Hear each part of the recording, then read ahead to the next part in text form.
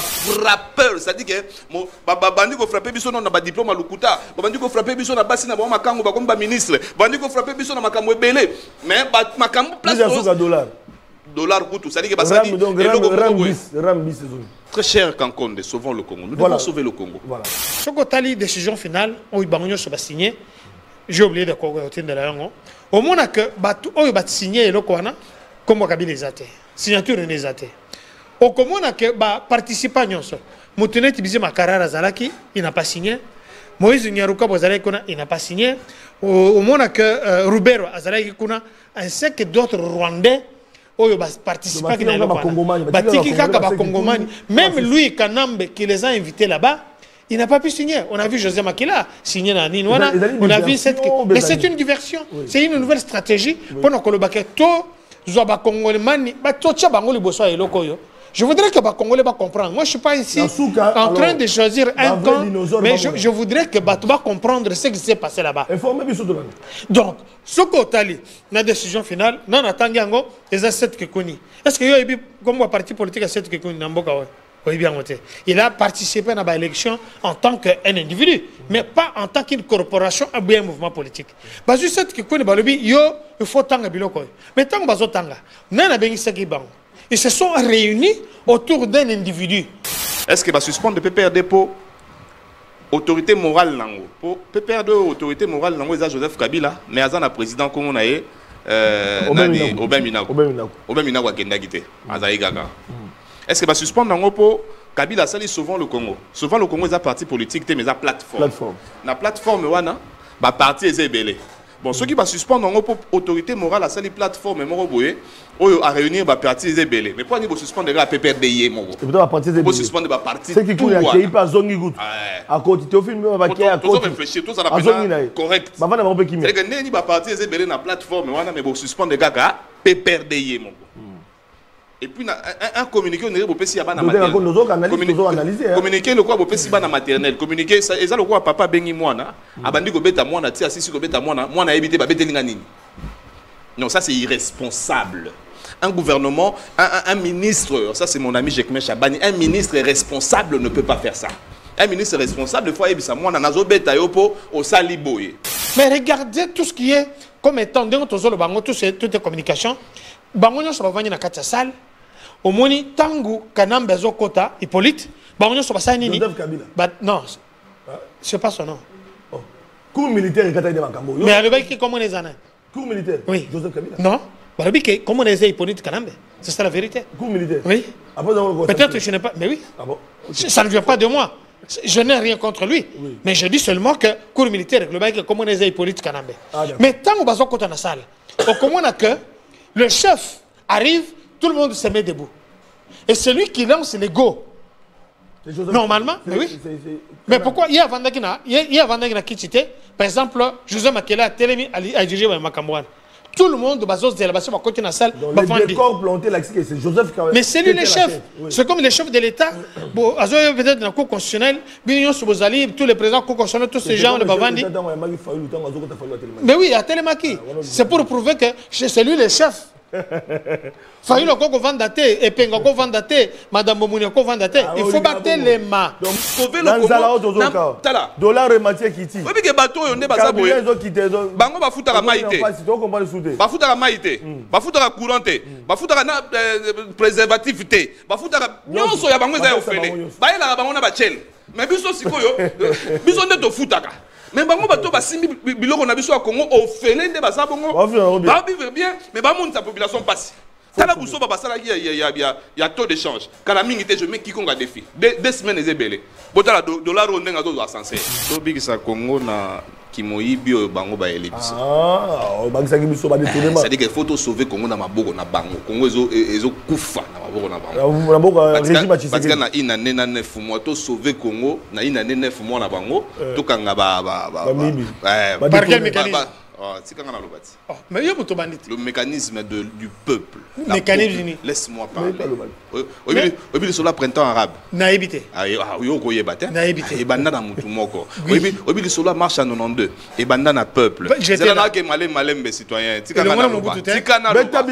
Obi sur la 89 le solo et camarade Mobutu population, peuple et l'incha. Oh, il y a un moment où multipartisme et souvent le Congo d'entre vos mains. Il faut tout big ça Congo pour ne pas me mélanger. Il y a souvent le Congo ya biso. Oh ya Kabila te ya Koutinote oh ya biso. Adresse na ngeza. Oui bien. Adresse na ngeza. Na beto lu solo. Pesa adresse. Na dans la photo na au moins président de la République. Ayamba na Belgique. Na Allemagne ayamba président. Avant ça président ndangu na. Mais carrément,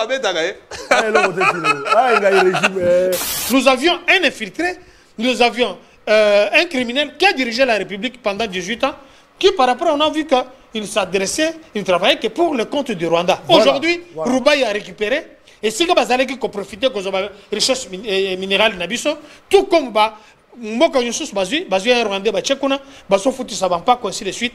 La République a besoin d'être sauvée. C'est pourquoi sauvons le Congo, l'original de M. Coutinho Fernando, qui fait un travail. Et je vous dis ceci, je vais déposer une plainte. Oh, il y a un bon ministre à faire intérieur. Il y a $900 dans la poche. Moi, je vais avoir un bon. Ouais. Tant que ministre à l'intérieur, je vais $900 dans la PC. Tu dois donc ça. Je ne sais pas si vous avez terrible. Jacques Chamani. Jacques Chamani. Jean-Pierre Mbalaxara Ming na jour interrogation. Je ne sais pas si vous avez terrible. Bon, non.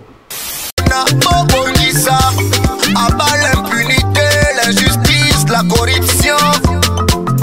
Nalobika ka vérité pour moko il faut bonga. Congolais loba, peuple nini alobaka te peuple loba. Ma côté aux alliés le côté loba, ma nommé au dirige loba. Ma côté aux alliés le côté loba, ma nommé au dirige. 30 ans c'est trop, ma Congolais va aller kokufa. 30 ans c'est trop, tant comme tu n'as trop kenwa.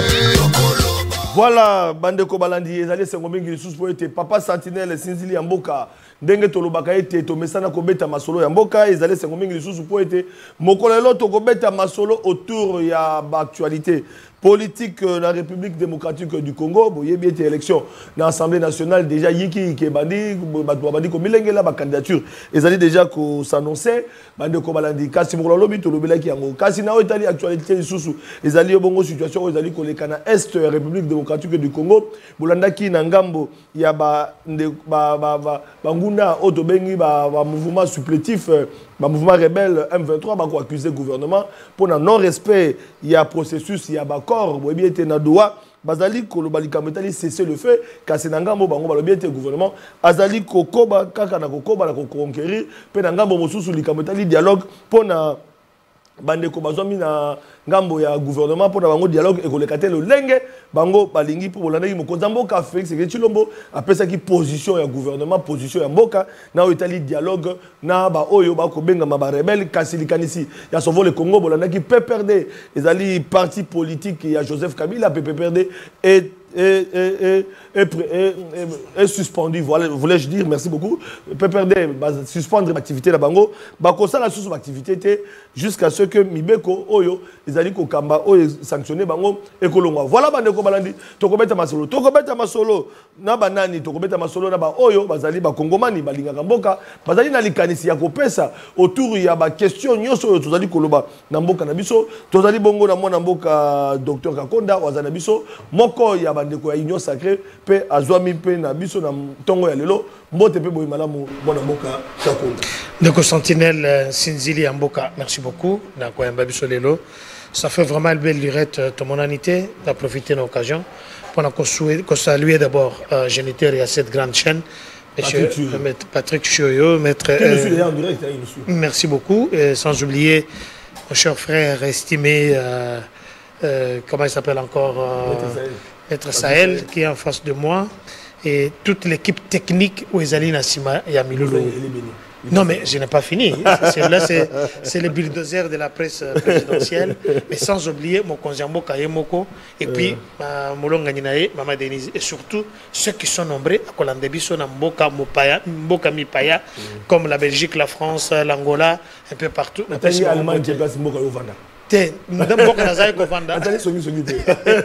Et surtout ceux qui sont en Angola et puis ici à Brazzaville. Merci beaucoup. Voilà, à l'extrême gauche, nous allons dans mon Patrick Sahel. oyo amesana pe kolobela mboka surtout à travers les réseaux sociaux bolandaka ye mingi na page na ye ya TikTok lelo akosola na ba question population nous sommes en direct bandeko balandi botina ba question na bino na ba numéros d'aller afficher na WhatsApp en tout cas bandeko ba ko répondre na ba mituna surtout bandeko ba tobi banda mboka moi na mboka Patrick Sahel analyste politique indépendant boy malam merci pour la chaîne Kitoko et CP le gouvernement du Solelo. Je n'ai reçu la docteur Kankonda, na pesimbote na géniteur ya chaîne oyo, na bande konyo so bazana régie et puis bao ba ko luzwa libakwa ko landa biso ou bazo landa biso sikoyo, pe bao ba ko landa biso na nzela ya internet na pesi bango mbote belé. Na obosa na te ko pesa un allemand au Congo docteur Kankonda bango ba allemand bazo yaka ba esa biso Congo comme Allemagne d'Afrique ba allemand ba komi ko ya ko yiba mo ya mukezo za kana na Afrique oya moi c'est ameka ina ro bank ya mbali na ibite soga omeka en tout cas j'espère qu'on va passer un bon moment donc voilà merci voilà bandeko balandi voilà avant de kota ezali pena basango oyo ya fondation Lona à travers maman Denise Yakero moi était fondation Denise Yakero oyo benga milelo fondation Lona na bokebi bazali ko continuer toujours na likanisi oyo bango bazwa ki surtout pour na bande connaissance bazali ko landa esengo ba été excellence nani na Lubumbashi déjà bande ko basi ba bandi kuna pona ko ba été concours bandi déjà mikolo dimanche c'est bon ba été ministre provincial de l'économie la commerce et transport madame Lorraine Lusamba Kazadi a ça qui tourné à lancement il y a test il y a sélection il y a deuxième édition il y a programme bourse excellence na Okatanga Wantashi pour na rencontrer vraiment la solo ba candidat oyo bazali exceptionnel pour na concours na bango donc na 75% il y a examen d'état ndé ba pour na qui pour ça la concours wana et puis conditions ils allaient qui adapter pour l'accompagnement et la personnalité pour la preuve conçue selon une méthodologie ndenge bazali ko benga pour que ba lauréat ba les kana ko participer na test na même condition pour ba mériter bango pe ndenge nini et ça les magapé partout ailleurs donc c'est bo ba été makamona les gars qui toko ba de ko balandi toko zongi lango na ba page na biso ya mokolo lobi na ba image pe commentaire ya bande ko na biso tolobaki yango bande ko balandi tokumbanda nanu na situation oyo ya PPRD suspendu basu balobi kezali démocratie te basu balobi kezali démocratie et sengeli kozongi sa batu na zela pour rappel le sengo ba été Joseph Kabila a été condamné à mort Joseph Kabila oyo azali président honoraire sénateur à vie oyo azali mokambi ya lingomba ya FCC na PPRD parti politique na ye ya solo Joseph Kabila pona oyo salemaki na Nairobi bobi était Sauvons le Congo plateforme oyo Joseph Kabila azali kokamba na ba opposant mususu to monaki ba opposant ebele na kati ya likanisi wana basusu loka ba set kikuni bakindaki bazongaki to monaki pe Théophile Bemba bakindaki bazongi bazali na Kinshasa to moni pe ba mususu bazali bazongi na mikila poto loka ba Frank Diongo to monaki pe bandeko mususu ba confrère journaliste pe bandeko bayaki na eloko na kasi na ngambo ya PPRD ba sanction est tombée pona bandeko zali koloba ite est-ce que ba museler parti ya Joseph Kabila te est-ce que zali démocratie ou pas to zali ko beta likambo na ngambo mususu to lobaki likambo tali situation sécuritaire bolandaki Corneille Nanga oyo zali ko kamba lingomba ya ba auto bengi ba AFC M23 c'est mo ba ite bango pe bazali ko condamner gouvernement pour ba ite gouvernement azali ko continuer pour na ko linga ko tosa ba koro bango ba kindeki na moto est-ce que zali ya solo to lokuta to ko beta masolo alors moi mboka docteur Kakonda tango l'a dit sanction contre PPRD au sanction so mi balé évidemment na Corneille Nanga qui accuse les pouvoirs en place les pouvoirs de Kinshasa de ne pas respecter les accords plutôt les accords en cours il y a processus il y a paix oyo salema na ngambo ya Doha on accuse le gouvernement alors yo dali moko union sacrée yo dali nganga mayele yebisa biso makanisi na bino na ngambo union sacrée boyambi yango boni. Merci beaucoup pour notre wana naza koluka arretango il y a l'arrêté ministériel il y a domicile inconnu au Naouch Komona au vice-premier ministre de l'Intérieur maître Jacques Chabani au Tindelaki Bandekouana. Donc, on a adresse mon reconnaître. Il y a un justiciable, comment, un greffier, que ce soit dans le journal officiel, que ce soit ici, que ça la nani, mi beko na bango ou bien ba réunion na bango. Alors, baza ko reprocher ba onini. Baza ko reprocher bango que na kozonga ya bandeko oyo akendeki ko kutana ko sala mouvement auto bengi Sauvons le Congo, non. RDC est diminutif, mais sur le plan, il y a loi, que ce soit dans l'article de la Constitution, Bako Kolobango, Ezali RDC, Ezali Congo, RDC Congo. République démocratique du Congo, mais on ne peut pas dire RDC tout court. Les Mikanda officiel, on ne peut pas écrire ça, c'est-à-dire Sauvons le Congo. Pour votre information, Nazali, l'un des cofondateurs, il y a Sauvons le Congo avec le patriarche Coutinho Fernando. Ah, Bangisingaï ou Bangisingaï. Sauvons le Congo avec Joseph Kabila. Non, ça, on est à plagiat. Nazana mettre sur le plateau. Pour expliquer pourquoi plagier. Il y a que pasteur Coutinho, de reste mémoire, il a consacré sa vie pour Namboka parce que Zagina Makambo Azala qui co-dénonçait. Azak co-dénonçait que nous sommes infiltrés par les étrangers. Tous sauver Mboka. C'est en ce moment-là, tout le monde qui Ruberoa, Nani, Bizio Makarara, avec tous ces gens-là, Azala qui n'a qu'à Yanini. Tout le monde qui a un chef d'état-major, M. Kabarebe, Oyo Azalakia. C'est ainsi que l'archevêque Coutinho Fernando a lancé un mouvement où il s'est que Bakanga Batubele Batrouva soi-disant Bilomorani Naye. Il y a que Tango Coutinho Fernando a Zakozonga Namboka dans ce voyage-là, il fallait tous aller Naye parce que c'était prévu tout long en France, tout comme na Congo Brazzaville, d'abord Toké Côte d'Ivoire, tout na Congo, mais Azwa qui chance c'était il y a Kokoma na Congo et puis Bakanga qui est. Je serai aussi en prison avec lui. Mais tant que tu as Makambo le Kashikoy, Makambo Bakeko Sala na Nairobi, ils allaient juste un guet-apens, un mouvement terroriste. Il y a mis ça tout bien miné et où tu s'est créé, mais Oyo Kabila a où tu créé. Ce qu'on a un article 190 de la Constitution Nabiso, je n'en ai pas ici, mais je vais revenir. Au moins, on a dit que Moutumo quoi koki ko tambolate ou bien ko se réunir avec le mouvement rebelle pour attaquer Mbokanaye. On a vu M. Kabila, Kanambe, parce que c'est la justice qui lui accorde ces noms-là, ou à Kende qui, Kosala, Nani, Kokuta Nanaba rebelle. Rappelez-vous, Azan a d'abord droit à silence en tant que sénateur à vie, mais Makambo Sala, donc, a dépassé ça, Oyo, droit, prérogative, droit à Pesakaye. Déclaration à Salaka que non, Makambu, M23 FC, Bazako Bomaba, toute réclamation à Bango a fondé. Pour ce faire, on l'a rappelé, tout le monde qui a Zalaki dans la République, a Sangisi Bato, c'est la consultation. Comment expliquer que nous avons un pays où ils ont attaqué, Bazo Bomaba tout le temps, mais il y a la consultation dans Babilokwana. Alors, la goutte qui a fait déborder la vase, ils ont dit Makambu, que ça na Rubikuna. C'est-à-dire que va créer les sous mouvement insurrectionnel moussous. Donc dans les mouvements insurrectionnels. Les mouvements insurrectionnels. Mais ce qu'on a dit, madame, ce qu'on a dit, décision finale, où il va signer, j'ai oublié de quoi de la langue. Au moment que il va signer le Kwana, comme Kabila les athées, signature les athées. Au moment que participant, Moutounet Tibizé Makarara Zalaki, il n'a pas signé. Moïse Nyaruka il n'a pas signé.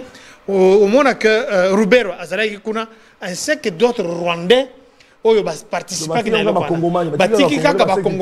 Même lui, Kanambe, qui les a invités là-bas, il n'a pas pu signer. On a vu José Makila signer dans Ninwana. On a vu cette. Mais c'est une diversion. C'est une nouvelle stratégie. Pour nous, je voudrais que les Congolais comprennent. Moi, je ne suis pas ici en train de choisir un camp, mais je voudrais que les comprendre ce qui s'est passé là-bas. Donc, ce qu'on a dit, la décision finale, non, attendons, les assets que connaissent. Est-ce qu'il y a comme un parti politique à cette que connaissent? Il a participé à l'élection en tant qu'un individu, mais pas en tant qu'une corporation ou un mouvement politique. Parce que cette que connaissent, il faut tanga biloko. Mais tant que tanga, non, ils se sont réunis autour d'un individu. L'individu va se réunir les années. Les amis va contourner alors que juridiquement, ceux qui vont inviter et ça dit Congomani, Banamboka, tout le monde qui filmé Bazongi, c'est qui connaît des filles qui ont Zongi, qui va Kanga qui après Tiki. Mais Bazongi Namboka na Bango. Et puis le mouvement na Bango, ça n'a rien à voir avec un mouvement militaro, tout ça. Donc c'est un mouvement, une association et à opposition républicaine qui critique le gouvernement. Parce que je rôle là-bas, voilà. Et pourquoi ça dérange le pouvoir? Non, ça ne demande pas, le pouvoir. Je vais vous expliquer une chose. Ma communion, c'est Zali Otozoloba, communication. Voilà. Imagine que M. Franck Diongo, il a un parti politique. MLP. M. Oucho Théophile même a un parti politique. Tout comme les autres, Otomonikuna. Mais qu'est-ce qui fait que tout le monde est basé sur l'autorité morale, n'est-ce pas? Ou les chefs d'institution, il y a les chefs d'institution, donc chef de parti politique, basé sur l'autorité morale. Mais regardez tout ce qui est comme étant dans toutes les communications. Bangonyo so bavanye na kati ya salle omoni tangu kanamba zo kota Hippolyte bangonyo so basani nini Joseph Kabila non c'est pas son nom cours militaire kata de makambo mais alobaki comment les années cours militaire oui Joseph Kabila non balobaki comment les Hippolyte kanamba c'est ça la vérité cours militaire oui peut-être je n'ai pas mais oui ah bon okay. Ça ne vient pas de moi. Je n'ai rien contre lui, oui. Mais je dis seulement que cours militaire comment les Hippolyte kanamba mais tant que bazo kota na salle on comment que le chef arrive, tout le monde se met debout. Et celui qui lance les go. Normalement, mais oui. Mais pourquoi il y a Vandagina Kichite, par exemple, José Makela a dirigé Makambouane. Tout le monde va se délaber sur côté de la salle. Le décor planté là, c'est Joseph Kabila. Mais c'est lui le chef. C'est comme les chefs de l'État. Bon, peut-être dans la Cour constitutionnelle, Bignon Soubozali, tous les présidents de la Cour constitutionnelle, tous ces gens, le Bavandi. Mais oui, à Télémaki. C'est pour prouver que c'est lui le chef. Fayu le koko vandate, Epenga ko vandate, Madame Momouni ko vandate. Il faut battre les mains. Donc Mukolowana, Fayu l'Alexandre qui est non Tshisekedi de président. Mais c'est ça. Et puis Bayambela qui wapi. Bayambela qui na palais de la nation. Na bureau et chef de l'État. Le président élu. Papa, il n'y a pas un débat. Il n'y a pas un débat. Je dis que tout ça, c'est la communication. Tant que le chef de l'État, côté, le protocole, tout le monde se met debout. Télémilique. Pessimbote, ya Pessimbote, ya Vandi, Bovanda, Batubavandi, Kabando Pesa matière. Et puis par après, Sili, Yemutogobi Maliboso, le reste, Basanini, Babimi. C'est ce qui s'est passé dans Nairobi. C'est ce qu'on a vu. Alors, mon analyse par rapport à ça, Batouana Bakekolo Banini, Balinga sauver Congo contre qui?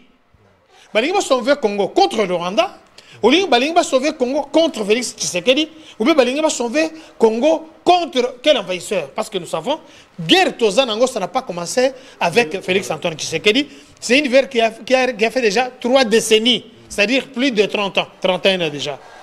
Plus de 18 morts, on ne les a pas totalisés dans Félix Tshisekedi. Il fait son mot au bout du chemin. Il n'est pas éternel, il va partir. Mais dans le temps où Azali, parce qu'Azali représentait les Congolais, c'est ce que les Congolais ne comprennent pas. C'est lui qui est le chef pour le moment. Jusqu'à ce que, aussi, ça m'a donné. Mais à toi, ce qu'on posait, et ça qu'on démontre qu'il faut protéger la population. Parce que, Batouana Bazalaki a 4 plans. Plan Libosso Azali, faire plier Félix Tshisekedi. Sur le plan, il y a guerre. On a vu Nanga, un Congolais de mauvaise qualité. Bako Tchikouna, ils ont tué plusieurs Congolais dans Kachamoy.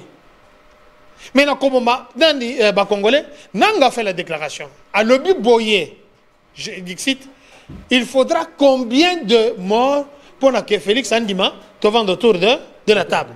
Ça, c'est ce qu'il a dit. Et puis il a ajouté que Boudou Bozo respectait le processus à cesser le fait, le gouvernement. Deuxièmement, tant que Wabomi Batebele, à mon simité, donc à l'objet, toi qui es en négociation. Dans la négociation, ça, ce sont les plans au Kabila Pesaki. Donc, ceux qui sont invités, tu as un dialogue. Ceux qui dialoguent et sont invités, tu as une communauté internationale, tu as un Doha. Mais il faut qu'il y a une déclaration, j'ai suivi ça sur une chaîne internationale, RFI, qui dit que les États-Unis et la communauté internationale, ba proposition Oyo, Nanga, avec ces murs, ils ont donné, les autres Canada. Awa, ils sont obligés de se retirer sans condition. Sa condition, mon côté, ils doivent être démilitarisés, ils doivent être cantonnés, et puis il faut bâtir toutes les contrées au besoin ils doivent se retirer. Et puis, bon, ça c'est une déclaration ferme au Bapé Alors, pour ce faire, tant qu'on a respecté est-ce qu'il y a Nanga à sa sali, Gilles Félix a respecté? Ou bien ce sont des choses qu'il parle comme ça? C'est un assassin. On ne peut même pas parler d'un terroriste comme ça. Ou aux Congolais, on a utilisé seulement par le gouvernement de suspendre les PPRD, c'est normal. Décision donc, il fallait la démocratie. Il fallait pas la dictature des J'ai dit qu'il fallait pas depuis très longtemps. Oui. Cette décision, ça tarde à venir, mais c'est une décision qu'il fallait baser au pétrole. Je vous donne un exemple. Faisons le parallélisme. Faisons le parallélisme. C'est une question... Aux 10 minutes. D'accord. Voilà, parce que la grande question, même Papa Sentinelle, on a suspendu le PPRD. Est-ce que ce n'est pas le début de la dictature et un régime à Tshisekedi? Donc ce sont des questions qui se posent. Et là, j'ai reçu 2 personnalités politiques. Au Bolanda, on réfléchir à Mayele. Peut-être analyser est-ce que dans la dictature et un régime Tshisekedi ou pas. Alors, moi, je maître Patrick Sahel, c'est la même question. Hein. Le commun des mortels se pose des questions, la population. Même dans le PPRD, mais il y a un mouvement souvent le Congo, dans le mouvement congolais, le mouvement simple, on a un problème, mais Tshisekedi a banni la dictature. Alors, moi, je ne vais pas analyser. Heureusement que la CPI et puis on a plutôt analysé. Oui. Tout ça quoi analyser. Na linga ko ba boy trop ba ebele karaté mais trop ba bien. Trop ba bien. Si ko to banda ko analyser. Analyse à liboso ba suspendre PPRD pour nanine. Pour na lokasa na bango tina o ba suspendre PPRD zate. Toujours analyser, ça dit que toujours réfléchir, na communiquer na bango la raison. PPRD. Nous avons les documents, on retient même oui. Raison exacte. Pas PC raison. Ça, c'est la première des choses. Sikoyo, numéro 2. Va suspendre le PPRD pour les partis à Kabila.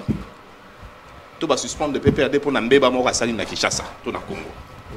Est-ce que va suspendre le PPRD pour autorité morale nango? Pour PPRD autorité morale nango, c'est Joseph Kabila, mais Azana président Congo naé Obin Minago a Kendagité, Azaï Gaga.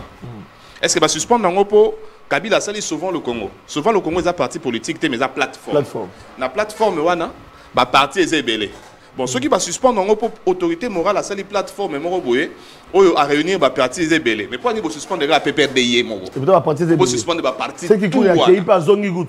À côté tu film ba qui à côté. Tous réfléchir, tous ça la peine correct. Ba va na ba qui mi. C'est que né ni ba parti est belé na plateforme, wana mais vont suspendre gars PPRD mon gros. Et puis, un communiqué, on est au PC à la maternelle.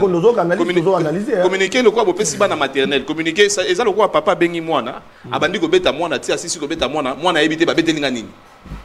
Non, ça c'est irresponsable.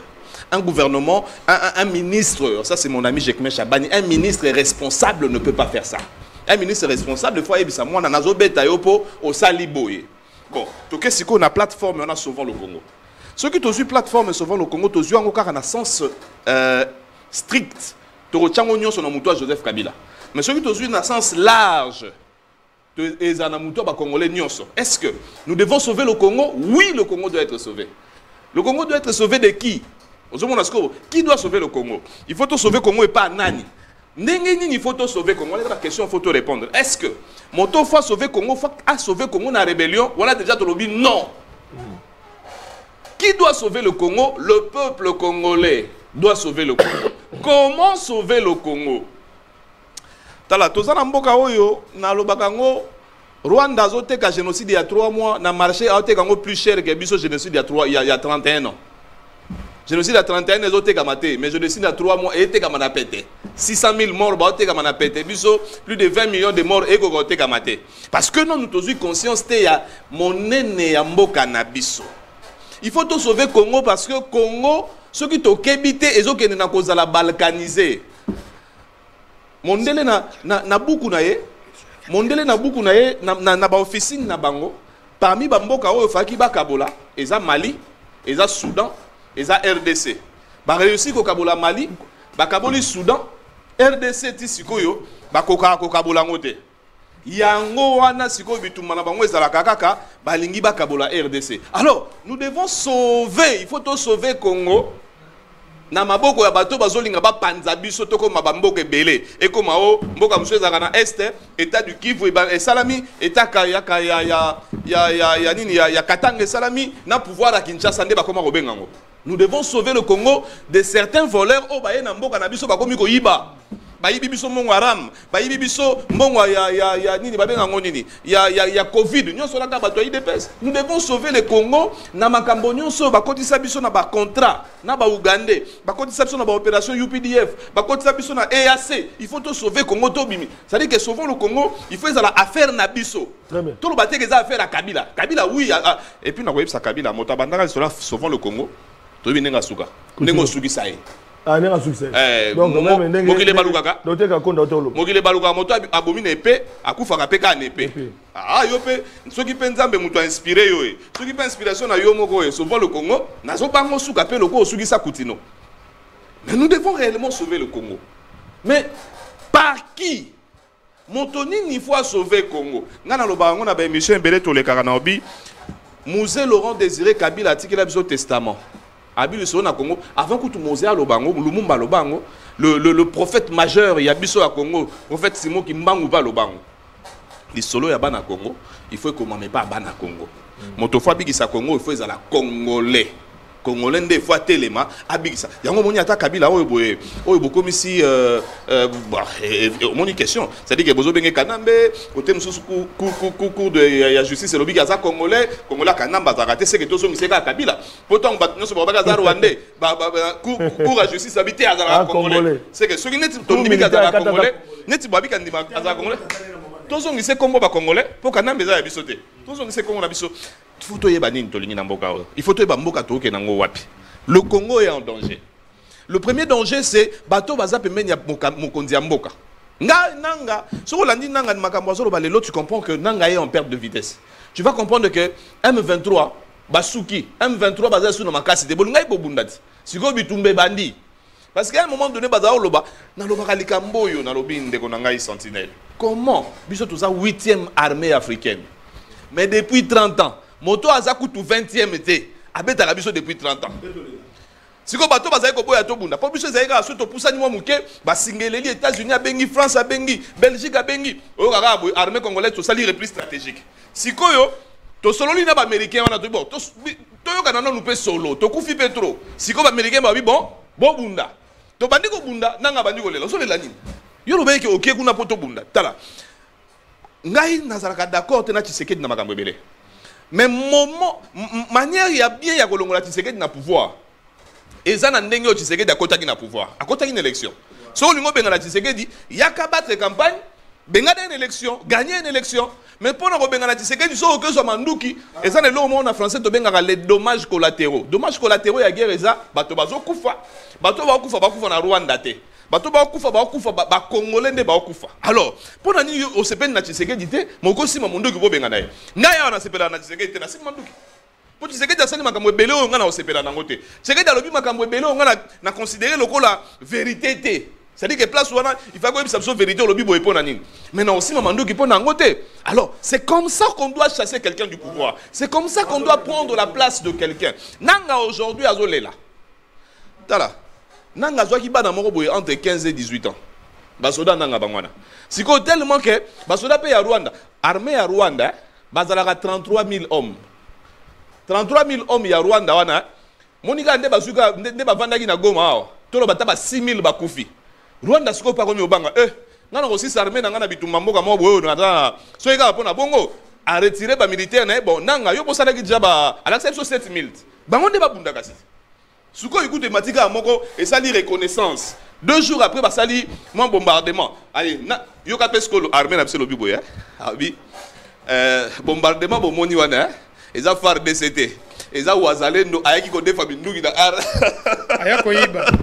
Wazalendo azu binduki pa na biso nda abeti nanga.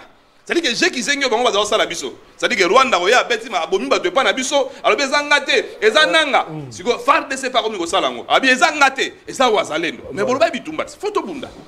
Parce donc, que voilà rapport de force siko. Oui, c'est ça ce rapport de force. Mais avec ce rapport de force biso siko. Tant que to aussi ça kozwa Goma na Bukavu, to ko tati Rwanda. Voilà. Parce que ça fait 31 ans biso to kufa. Ça fait 31 ans. Moi Mboka Kakunda Olandi. Pendant le 3 minutes ka Kakunda bium tabande ko babandaka. Il dépêche comme le temps attend makami dépêche ko la comme. Dans zongela yo. Maître, c'est l'ambiance de l'émission, voilà. Moi Mboka docteur Kakunda Olandi ko débatteur na yo. Quelque part à ça moi nuance il y a en Italie fermeture il y a activité il y a PPRD là qui est mon côté parce que est belé. Et pourquoi quand la PPRD est moko, ne a pas sanctionné, c'est que les sanctionner la partie nyoso. Et puis na o ezali ko le cas, c'est que ce que to bunda pesa, ti donc to ko ta Rwanda ndesiko détermination. Mais na o Italie accusation ya nanga, il y a eu aussi dans Nani général Ekenge Sylvain Ekenge a démenti l'accusation. Il y a M23 le blague le capital violation associé les faits. Puis le qui était l'accusation portée dans Monoko il y a M23 AFC ezali lokuta parce que FADC azali ko riposter na ba provocation. C'est-à-dire FADC azali ko bunda pour na provocation et salema pour na ko maintenir ba limite na biso et ba bombardement boyokaki ezali nango ba wazalendo donc ba patriote ba compatriote ya mboka na biso o baza ko riposter baza ko résister donc ça n'a rien à voir avec le gouvernement congolais pour na ko ba le gouvernement congolais azali ko respecter le gouvernement congolais jusque là respecte mais azali ko riposter contre les attaques ça c'est le général Sylvain Ekenge que j'aurai d'ailleurs dans émission très prochainement bobi que tout ça émission mais dans ça émission naie dans ça émission naie autour de cette question à ko répondre na ba imboka à ko expliquer na ba imboka makabazali ndenge azali ko kende ndenge mbula matadi à ko respecter pour makambo kende liboso alors moi na mboka docteur Kakonda papa ba nyonso wana ndeko apporter yo ko répondre ndenge nini le peuple ne peut pas être frappé moko sengeli bande ko nyonso pas frappé non. Je pense que Maître Sahel s'est embrouillé un peu. Oh. La CPI n'a conclusion mais il nous a donné l'impression et on peut comprendre que Assamambri a sauvé le Congo. Oh, dans le but, il m'a donné l'impression. Nous analysons. Membre et sauvons le Congo et à Congo. Il y a Kabila. Bisognos on a Congo, to bunda po Congo za la sauver. Ah voilà. Oh ya bino à Kabila on est à protéger. Ah la protéger. Na salika nuance. Na protéger. Na vraiment membre à part entière. Et puis na tchaka cotisation na sauvons le Congo. Mais il y a Congo, oh ya Kabila. Voilà. Il faut faire la nuance. Je suis l'un des cofondateurs de Sauvons le Congo. Officiel. Où est-ce que document? Je parle bien. Où est Kabila plaja? Des Sika de Koussaïl Azali. Comme il ne reconnaît que. Après ça, là, ça devient le Toïboï. On dirait Nazana de débat. Alors, ce qu'on peut signer parole, qui se calme un peu. Parce qu'il m'accorde d'être de l'UDPS. Dans l'UDPS, il prenait sur la tolérance. Tant que si il y a un lobby, sous les arbres. Bien. Moi, j'ai grandi dans les arbres. Né et grandi dans les arbres. Comme Mokozamboka. J'assume. Sous les arbres. D'abord, question à Yaliboso. À mon lettre, il va signifier, monsieur secrétaire permanent, il y a PPRD, ou avant d'ina croisement, il y a venu Pumbu, et quel a venu encore, n'a venu Batetela. Il y a eu déjà un précédent. À la conclusion, mais qu'est-ce qu'il y a eu? Le 18 octobre de cette année, comme il signifie qu'il y déjà par le tribunal de grande instance. Il va suspendre momentanément l'activité de la parti politique. Pour des raisons, la signification est salima. Atanga, qui a signification le 18 septembre. Le 28 septembre, c'est-à-dire que plus de 10 jours, octobre, excuse-moi, c'est-à-dire qu'il y a eu un précédent. Je félicite ici les cours et tribunaux au Bazo Salam Salam Alam, parce que quand vous rencontrez M. Neti, Maître Patrick Sahel, aligné à embrouiller bino, n'importe comment, alors, bateau va signifier qu'il va le baki na bango nini. Pourquoi va péquer ça gibango? Deuxièmement, je veux mon regard. Tozali na Moutoua Zali, chef, il y a mouvement rebelle, qui est M. Kanambe Hippolyte. C'est lui le chef, il y a AFC M23. Rappelez-vous, tant que Thomas Lubanga Azali na cour de CPI, pour la commission, il y a peine il était obligé de collaborer avec la CPI. Il a démontré noir sur blanc que M23 et Zali mouvement Kabila, c'est ça qu'on a vu il n'y a pas très longtemps. Je vais vous lire l'article 190 de la Constitution parce que j'ai promis. Oyo, ils ont stipulé noir sur blanc. Pourquoi l'article 190 de la Constitution et le Biboye. Nul ne peut, sous peine de haute trahison, organiser des formations militaires, paramilitaires ou des milices privées, ni entretenir une jeunesse armée. On a vu M. Kabila aller visiter le camp de formation militaire Narumangabo. Entre-temps, c'est quelqu'un qui a dirigé cette république depuis 18 ans. C'est-à-dire que Denga Kekuna, il avait le droit de ne faire aucune déclaration. Tout le monde a suivi les déclarations. Il n'est pas allé là-bas comme un sénateur à vie, comme ça fait partie de Yamoka, comme un ancien président. Bon, à mon avis, autochtone, Congolais peut-être. Dans le sens où on a été pour Dans le but, ils ont réfléchi. Il n'a pas le droit à Kokende Kuna. Dans Kokende, la place au Babéligérant Bazali, où il est sous contrôle. Il y a Batubaza qui attaqué Bisso. Ce que les gens ne comprennent pas, Nani Yaza qui attaqué Bisso. Depuis plus de 31 ans, Nani Yaza qui attaqué Congolais. La personne qui attaque les Congolais, ce sont les Rwandais. Oyo, tout le monde, la constitution de Bisso, si bango droit, il y a quoi postuler comme député.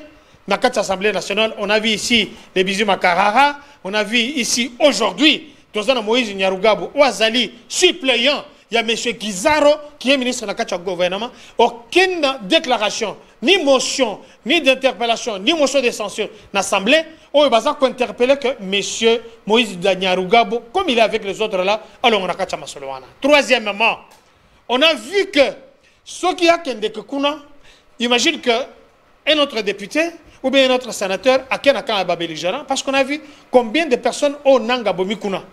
Et que Bakangiye, ou bien Basaliela comme Bamilituleye, ça pouvait être un grand problème. Il y a l'insécurité d'abord par rapport à sa vie, parce qu'il était député national. On a vu les Mwanga Chouchou, au Bazalero Kachaboloko, ce sont eux qui ont dirigé là-bas. Alors pour revenir à la question, le fait que Basali ces mouvements, j'aurais bien voulu défier la maître Sahel. À quoi peut s'en règlement d'ordre de l'intérieur? Il y a un mouvement où il y a sauver le Congo. Pour le moment. Règlement d'ordre de l'intérieur dans les années. Statut dans les années. Donc, qu'on essaye d'embrouiller la population congolaise. Je suis très content. Et j'en lance ici un message à M. Chadari. On ne défie pas l'État. L'État, défier l'État. Mais nous sommes dans un pays dictatorial, non? On a vu ici tout dans Kassende, alors qu'il a torpillé, qu'il détruire les documents, qu'il y a la fraude dans ma camouité en tant qu'ancien vice-premier ministre et la justice. Abenga, l'autorité morale, Yemei Atikala Koyate. Alors, pour ce faire, nous sommes très contents de ce qui est en train d'arriver aujourd'hui dans cette République. Nanga pleura. Nanga Zoye Bate. Nanga, ce qu'on dit discours à Zosala, il n'a même pas la capacité à anticiper parce qu'il est pris en otage. Batubaza derrière lui, c'est l'armée rwandaise. Et je suis très content d'Andeko. Patrick Salé, le Kambaoucho là-bas. Papa, nous sommes une armée, non? Mais ceux qui bazalen de Baye Koyiba, tu as vu que Bazaï Bakaming, Baye Koyiba Biso Badron, Baké Osala Moussala. Est-ce que c'est un problème avec l'État? Ceux qui Bayibi, Basukoi, Basurvolé, Baké Kobuma, Bato Bazoko attaqué Mbokanabango. Les Ouazalens de Sonki, c'est toi et moi. Je reconnais patriotisme dans Mboka Oyo. Naïbi Moussala Zosala pour nous soutenir Mboka Oyo. Mais nous devons nous poser des bonnes questions. Faisons l'anamnèse. Toruti Wapi, Tokomi Wapi, Tozo Kende Wapi, avec Nani. Qu'est-ce qui a poussé Nanga et Okende Gozominduki? Parce que la constitution de la République est contériée. Pourquoi Bazo les Lelo? Parce que Doha, Balobina Bango, ils doivent se retirer. Il n'y a aucune condition où ils vont couper ça. Ils doivent se retirer dans la position Bazali. Ils doivent, Makambouya, mixage, brassage, et comme ça les matins. Il n'y aura pas le dialogue parce que le chef de l'État le bien, et moi je l'appuie pour ça. Il n'y aura pas de dialogue. Parce que quand on fait l'anamnèse, ce n'est pas le problème entre Patrick Sahel, ou bien entre Ndekou Sentinelle, Flavien, ou bien Ndekou Maître Eli, Nangaï, ou bien Maître Chuyo, Yagénia, Chuyo, Inabiso. C'est le problème entre un pays qui nous agresse. Aujourd'hui, pour la bande de Kunabiso, au Brazzaville, je cite ici, mais il y a Roger de Brazzaville. Quand on est à Brazzaville, il y a déjà un problème. Les Rwandais, basali déclaration pas na bango, il faut qu'il y ait 900 km oyo basusombaki et pas dans sungesu oyo balobaki qu'il faut balona kaba pilipili na bilon susu ba récupérer en 900 km c'est autour du Congo Kinshasa. Balobi il faut pas que Brazzaville la vie bakoya awate. Donc il y a un problème. C'est que c'est le seul pays qui crée la désolation partout. Voilà. Tant que Bandeko Brazzaville, Bokoyo Kabiovasis, Massas, c'est comme Bete Panabino. Pourquoi? Parce qu'ils vont réclamer leur terre. C'est votre président Denis Sassou Nguesso. Alors nous, chez nous, on ne les a pas vendu la terre. Nous avions un infiltré, nous avions un criminel qui a dirigé la République pendant 18 ans, qui par après on a vu qu'il s'adressait, il travaillait que pour le compte du Rwanda. Voilà. Aujourd'hui, voilà. Roubaï a récupéré. Et si vous avez profité de la richesse minérale, tout comme Mboka Youssus, un Rwandais, ainsi de suite, la République a besoin d'être sauvée. C'est pourquoi sauvons le Congo, l'original de M. Coutinho Fernando, qui fait un travail. Et je vous dis ceci, je vais déposer une plainte. Mais on répond à Patrick Sahel, sauvons le Congo, il y a Kabilate. Il y a Banamboka, il y a sauver le Congo. Le Congo je dis que je dis ceci, sauvons le Congo, il y a M. Pasteur Coutinho. J'ai dit dans le lobby, et Tikala Kokufate, ça continue à vivre. C'est de ça qu'il parle. Dans le lobby, arrêtez quelqu'un. Coaché Naboloko. Un passeur de surcroît qui a passé plus de... Dans le lobby, on parlait. Ça, on a fait la pression à ce gouvernement. On a marché le monde entier. Il y a que Pasteur Coutinho à un certain moment, il avait dirigé les social-démocratiques dans le Biboye. Je voudrais que... Je suis content de ce qu'il dit, mais il doit prouver ce qu'il dit. Moi, j'ai la constitution de comment? Le règlement d'ordre intérieur n'a... comment on appelle na statut il y a sauvé le Congo voilà qui s'est mis sur le règlement d'ordre intérieur il y a sauvé il y a Congo na bango il y a aventuriers des idiots qui viennent de quoi des idiots qui viennent de Nairobi kuna il y a Nairobi il y a la peuple non vous comprenez pas je fais la nuance il y a Zana Kata Makambuana te si il dit parce que Naïb au départ je suis en train d'analyser au départ j'ai semblé comprendre que Azali l'un des membres de Sauver le Congo ouais bango kuna pardon non, ça ne peut pas me troubler. Il est congolais, il a les droits et les devoirs. Il y a liberté à cause de ce qu'il veut. Mais aujourd'hui, quand vous me parlez de ces petits tailleurs-là, qui défient la République, dis-moi, ces petits tailleurs-là, ils vont quoi dans le Congo? Moi, je vais citer qui connaît ici, c'est qui connaît. Azok va aller au Congo. C'est un tailleur. Mais il s'est embrouillé. Mais oui, je vais t'amener dans l'atelier. Ils ont permis à chancellerie, non? Je vais t'amener place dans Molwana et si tu as un atelier dans Ezali. Comment tu peux venir au lobby au défier toute une république? On ne défie pas la République, on ne défie pas l'État. Merci beaucoup. Moi, je suis Patrick Sahel. Sauf le Congo, il y a des Congolais. Je réfléchir. Les Congolais, ils sauvent le Congo. Ils sont Bango. Ils peuvent sauver le Congo. Sauvons le Congo, il y a des gens qui sont Congo. Qui m'ont bio bango ba elipsi. C'est-à-dire qu'il faut sauver Congo na maboko na bango. Congo ezo kufa na maboko na bango. Na maboko régime Tshisekedi. Parce que na ina nena 9 mois to sauver Congo na ina nena 9 mois na bango to kanga par quel mécanisme? Mais le mécanisme du peuple. Laisse-moi parler. Obi sur la printemps arabe. Naïbité. Et bandana mutu moko. Obi sur la marche en 92. Et bandana peuple. C'est là que malem citoyen. Tikana Mobutu. Obi sur la 89 le solo et camarade Mobutu population peuple et lyncha. Oh, il y a un Mobutu azonga mbangwa aye kopesa biso multipartisme ya mbangwa. Souvent le Congo d'entre vos mains. Il faut to bigisa Congo ponde bo memela ngwa. Ye kutu ndaza bo ifwaza na souvent le Congo ya biso. O ya Kabila te ya Coutinho te o ya biso. Adresse na ngeza. Obi na adresse na ngeza. Na beto lu solo. Pesa adresse. Na dans la photo na omona ta président de la République. Ayamba na Belgique. Na Allemagne ayamba président. Avant ça président ndangu na ye. Mais Kara va mettre à gagner. Régime. Kara va mettre à gagner. Il faut te sauver. Mais ce qui est grave. On parle de quoi? Ce qui est grave. Il a dit ceci. Il y a un peuple, il y a un peuple. Si on a bête à solo, il y a Makambo au Toloba. Ah, où tu connais Babou? Moussa Naï. Appuyer que Ouazalendo Aibi Mandoki na FARDC. On a TVT papa régime Tshisekedi. C'est pas toi qui venais de dire ça. Ah mais na sunga ki bidon obi communiquer armée robi. Papa. Armée répondez souvent le Congo. Oui, je viens. Armée alobaki boye, Ouazalendo a défi Mandoki. Mais papa tilé lo lobby, Ouazalendo a ibinde Mandoki. Ça dit que biso logistique na biso place les alaka. Pour Ouazalendo ne baza boye, baza ba civil. Là c'est boye bien. Constitution Oyauti Kotanga article 190 awa, mais constitution ezope sandingisate na civil atambola na manduki na Congo. Siko civil atambola na manduki karate oya pamba civil aki ayibina ba drone na Sukhoi d'après lui. Est-ce que mon dit que d'après ce que tu as dit? Non. Attends aussi na Sukhoi. Moi j'ai dit na lobby armée on dit bino yango tseke dabeta ko kara. Armée lobby boy. Ba déficit Ouazalendo mais ya lobby Ouazalendo. Mais n'a pas parenthèse. On a dit il y a base logistique. Est-ce que vous voyez qu'en face il y a 5 conteneurs? Toza na base logistique ya Congo. Na Congo. Base logistique eza na ya Congo. Sikoyo, soko oleki yango, o viré le ko ke bandal, place moko ezala ki on ezala basala ki supermarché mo bo, eza na terrain, ya camp militaire, eza na camp militaire. Supermarché mo basala ki Jean-Pierre Bemba loba écoute wa bomango, shopping mo ezala ki wana. Ba bomi yango. Oasis avant comme on a cité Oasis. Mais sikoyo so OK na minute oyo, batongi ba immeuble mo ya 3-4 niveaux place wana. C'est-à-dire que immeuble on a ceux qui muto na 4e niveau. Azomo na base logistique. Un danger. Ceux qui montent na 4e niveau immeuble wana azota na sebo azomo na base logistique. Manduki ya mikolo ya lelo et comme ba manduki moko bo numériser, ça dit que monto ako salisa ngona code na musika. C'est-à-dire que to pesa ba paya na biso et puis bato batongi banda ko na mingi eza ba indien.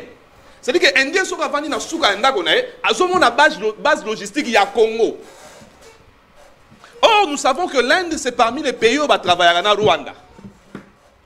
Parce que Inde, Qatar, Émirats, c'est-à-dire que les Arabes mingi bazande na Rwanda. C'est-à-dire que tout peut s'endingisa na ba ennemi na biso ba mon base logistique na biso. Yango il faut to sauver Congo na maboko ya bato yo. Ba yebi ko batela biloko ya Congo te. Ba yebi ko batela.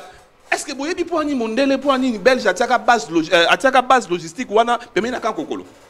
C'était d'abord pour protéger l'institution nyonso ezalaka boy banda RTNC si ba institution nyonso ezala na ville boy yango bachaka kan kokolo. OK. Bachaka kan chati pour protéger une seule institution, l'institution président de la République pour azaka vendre na mongaliema. Nde bachelaka ceux qui en cas de danger quand chati est protégé président kan kokolo a protéger ba RTNC ba ministère nyonso. Mais bango bateki kan kokolo batie kuto indien aotala na likolo kuna. Azotala base logistique na biso. Raison pour laquelle nous sommes membres de Sauvons le Congo. Il y a Koutinote, il y a Kabila, il y a peuple congolais. Il faut doter les manants article 64 pour sauver le Congo. Dollar et matière qui tire. Oui, mais bateau on est basé boy. Bango ba futa ka maïté. Ba futa ka maïté. Ba futa ka couranté. Ba futa ka préservatif té. Ba futa ka nyonso ya bango za ofele. Ba ela bango na ba chel. Mais biso sikoyo, biso ndeto futa ka. Mais bango bato basimbi biloko na biso ya Congo ofele nde basa bongo ba vivre bien mais ba monte sa population passe tala buso ba basala ya taux d'échange kana mingi te je mets quiconque à défi 2 semaines ezebele botala dollar on ndenga zo censé mais parenthèse à dollar on monte dollar faut mata parce que le dollar yaki na 28 c'est là dollar na 28 mais na 28 wana oko payer boki yaki na 4000 oko baye ata moi 28 ata moi si boki o baye do sikoyo boki qui dollar comme 22 21 et comme 4 boki la population c'est pelaté mais ça dit que carburant na 28 ton autre ma carburant na 29 donc baxi à 1000 francs na 10 dollars au sommet no carburant mais le lo na 21 22 songo baxi à 1000 francs au sommet il faut baxi à 6000 francs ou 5000 francs alors babilo pe kiti nango mingi te alors siko to ça ndeli batangi kura dollar raison na ngone ngeza batangi kura bana maternelle pour ba ça examen à l'université yango belo basa mais yondo heureusement que terme on est bien pas na yo question ba frappeur ça dit que bandi ko frapper biso na ba diplôme à Lukuta bandi ko frapper biso na basi na ba makango ba comme ba ministre bandi ko frapper biso na makambo ebele mais ba makambo place dollar kutu ça dit que ba ça dit Rambis très cher Kankonde sauvons le Congo nous devons sauver le Congo nous devons sauver le Congo voilà Kankonde on a dit est-ce qu'on l'a dit bien vous avez compris que Patrick Sahel tant que pertinent il était hors sujet. Il parle de ma vie privée.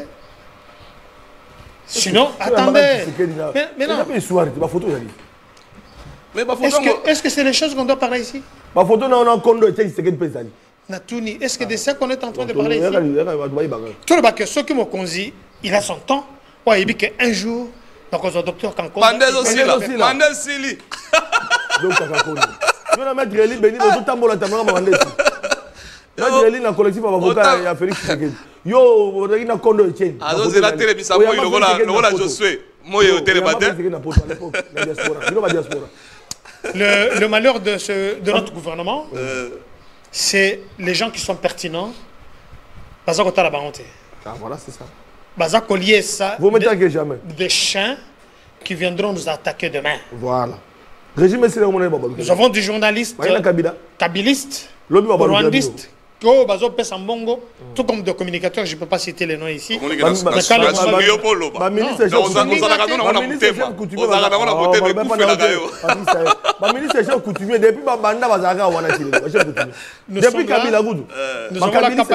Nous avons une initiative, il y a quoi innover. Le chef de l'État, Ahibi Moutounioso, c'est quand est-ce que on ne peut pas être frustré comme Franck Djongo pour vendre ici à quelques gens que nous ne ferons pas là. Voilà. Nous sommes des tshisekidistes, de père, de mère et de fils. Qui a servi le père, sert le fils. Merci. Donc le chef, il sait quand est-ce que... Voilà ce qu'on appelle la loyauté. Donc on a pas dans un pays où il y a cassé par rapport à monnaie. Effectivement, je salue aussi l'excellence Eliezer Tamou. Je te souhaite salut aussi parce que tu étais là. On a souffert. Mais non, il y a un temps pour tout. Alors, tu comprends que Patrick Sahel, il n'est pas resté dans la logique à quel sujet. On ne parle pas de dollars, c'est un sujet du jour. Mais ce qu'on il parle de l'article 64 où a évoqué. Quand est-ce qu'on utilise cet article 64? Nous nous sommes battus pour cet article 64. Il y a un document ici. Mais oui, avec Coutinho Fernando, avec Damien Tombilangana, avec Nani Serge Moukrekese, avec Nani Clovis Souvubou, avec Batubela, tout ça là que ces Michel-là puissent partir. Aujourd'hui, tout ça a pouvoir parce que c'était une cohésion au tout ça là que Batouana Bakima. Tout ça là qui lui cru que Mbongo est coquita un jour. Non, non, il y a des gens qui attendent 20 ou bien 22 tokominango. C'est-à-dire qu'il y a les gens qui travaillent, tous à la tête, toujours bas congolais, au bazar que ça ne marche pas, ça ne marche pas. Il n'y a que Satan qui accuse. Voilà. Parce que tous le gouvernement n'a pas au bazar qu'on reconnaître partout où il y a un Congolais, Ozako se distinguer dans un domaine donné, il est là pour les soutenir. On a vu ici, par exemple, la méconnaissance de Moussala, évangéliste Waleza Azawasala. Ce qu'il est là, c'est dédicacé Mboka. C'est une prophétie qui est venue de quelque part. C'est quelqu'un où il y a eu kaka, les paroles, celui qui détient les paroles dit, Elin Kolobani, Nzamba Lubinaye, Kende Kolobaboy. Rappelez-vous, le pasteur Waleza a fait la déclaration pour nous. Il faut nous solo na mokonzi mboka. Soki to solo ina ite makambo koma, hein? Ozala nani bilinga bili. To mona mboka ezala ki likolo ya nani ya makala. Tokendo na église na tokendo boma, tokendo détruire. Et lui ko bate que évangéliste allait s'akuta na mokonzi mboka tout comme les autres autorités. Mais tant on a passé message quelques jours après, au mona que avion mokonzi mboka ko y a un attentat. Attentat, ça pouvait créer la vie du chef de l'État, n'est-ce pas? Mais Moutouana va faire sa prophétie belé et se réalisa. Nous terminons d'abord le Cambodge, Jean-Pierre Mbemba. Jean-Pierre Mbemba est en Belgique, tant à Bimbolo qu'on a ce pays, mais il a eu une discussion pendant plus de 3-4 mois avec l'évangéliste Walesa. Oh, Balobi Naye, Nzamba Lobi Nangaï, Naïbi opté personnellement, Zonga Kendo qui travaillait avec mon amboka Félix Antoine Tshilombo Tshisekedi, n'est-ce pas? Jean-Pierre Mbemba, ils ont discuté. Tina Mwasi Naye. Je félicite aussi la femme de M. Jean-Pierre Mbemba. Quand Jean-Pierre Mbemba est rentré au pays, il n'était pas d'accord. En tout cas, comme on a une église de mon côté, que ce soit une église catholique ou une église. Mais ce monsieur a suivi ce que l'évangéliste et le prophète l'avaient dit. Aujourd'hui, Jean-Pierre Mbemba a Zana Kati, il y a un gouvernement, n'est-ce pas? Ancien vice-premier ministre, ministre de la Défense, vice-premier ministre, ministre des Transports. Au son monnaie à Téléma un jour, attends un petit bonjour à Pamba. À Kendekouta un évangile, juste pour dire merci. Pourquoi l'autorité l'institution république a la reconnaissance envers un prophète des nations qui fait un travail exceptionnel, qui donne des prophéties qui se réalisent. J'ouvre une petite parenthèse. Tout le monde a ma maladie. Les lots, tout le monde a. Si tous les Congolais, après ça, la prière, moi, il y a une semaine, à Ibissa, les Congolais, tout là, là, drapeau. Bantombo Kyoyo, Banyangala Kato, comme à Kinshasa, tant Bananga, Bayakia. Au moins, il ministre Belé, Batelema, Bazouabana, Batinana, Bapoto, député Belé. Oh, on a une famille, parce que Bissot Belaka, Nani, drépanocytose, maladie ASS, Natina Bangoba, qui est dans la Vanda. Je dis, le chef de l'État était resté seul. Je l'ai dit devant la caméra. Le chef de l'État était resté seul. Ni tu étais là et prière. Il y a cet homme de Dieu. Allah là na se awa. Tout le monde na Covid oyo et tu gala nango grippe à pamba parce qu'il avait prophétisé. Allah là na mabele à Tambola, il a fait beaucoup de prières ici. Il continue à prier pour la République. Dans le but que mais ici, tu dois avoir une reconnaissance. Pourquoi ne pas l'honorer de médaille Kabila Lumumba? Pourquoi ne pas le faire? Parce que c'est un Congolais que Dieu a démontré. On a vu aujourd'hui, chaque fois qu'il prêche, il y a un pasteur, il y a le côté des aventuriers. Au besoin que dans la présidence, ah, voilà, Dieu a dit, mais c'est lui qui est Dieu. Merci. Ah ouais, qui donne des prophéties. Merci pour la révélation. Nous voudrions que le pays puisse être reconnaissant envers nous. Parce que vous avez cité que voilà les reconnaissances il y a ce gouvernement où il y a une république qui ne reconnaît pas Batoneti, Docteur Kankonda, Batoneti, Yo, Flavien Rosaki. Tu te rappelles que Nganaza Kouta Poto na Yaka Tokangama plusieurs fois et les airs Tamboué, toi et moi, que ce soit Patrick Sahel. Donc, on a fait la prison pour ça. Nous avons l'obligation que la République puisse reconnaître ses dignes fils. Merci. Alors, Patrick Sahel, on termine avec vous. Bon. Plaidoyer, pasteur Walesa. Est-ce que c'est pas vrai ce qu'il fait? Bon, moi je n'entre pas dans ça. Je le vois travailler. C'est un homme qui travaille, qui apparemment aime le Congo. Et puis c'est un monsieur avec un grand cœur, un bon cœur. Félicitations à lui s'il fait des choses dans l'ombre et Moussou pas de Salango a mis son bateau pour Namboka. Mboka azana posa ya badi fils. Mutumoko nda télé makanza mazoka mutumoko a télémi pour ya ko biki se belé. Alléluia. C'est comme ça que ça se passe. Bon. Je vais ajouter un truc hein. Pardon. Je prends juste 10 secondes. Oui. On a vu le gouvernement provincial, il y a Équateur, il y a Congo, la Kinshasa, la Kacha église naé, ko Sengaka. Et Panabiso, tout va bien, sauf il y a un problème spirituel. Évangéliste Walesa venait délivrer notre province. On a vu le gouverneur Bobo Poloko qui est venu. On a vu le gouvernement provincial venir dans l'église supplier que de quoi qu'il ne connaisse. S'ils reconnaissent ces valeurs-là, pourquoi la République ne peut pas reconnaître? Je vais continuer. Merci beaucoup pour l'émission qui toque mon émission. Mon éno on a nazara toujours na sengose obengisinga na yambangu pour na ebika. Avocat na miroir moko makasi. Donc merci na maître Kankonde, merci na Yomorope Papa Sentinelle. Bien qu'il ait aussi oublié hein, par le régime.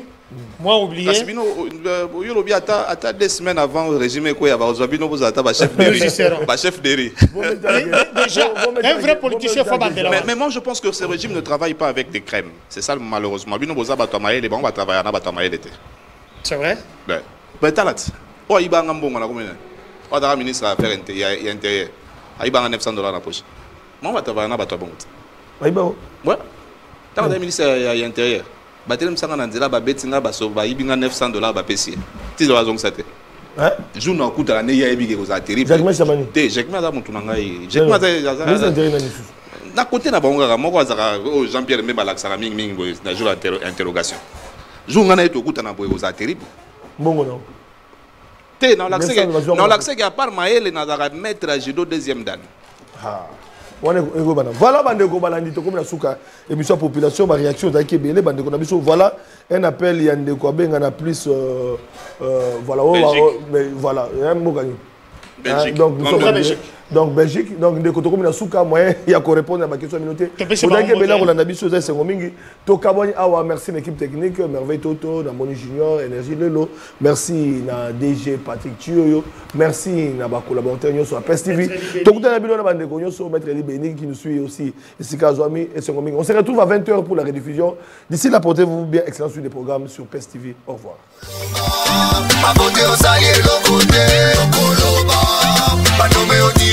C'est trop, Congolais.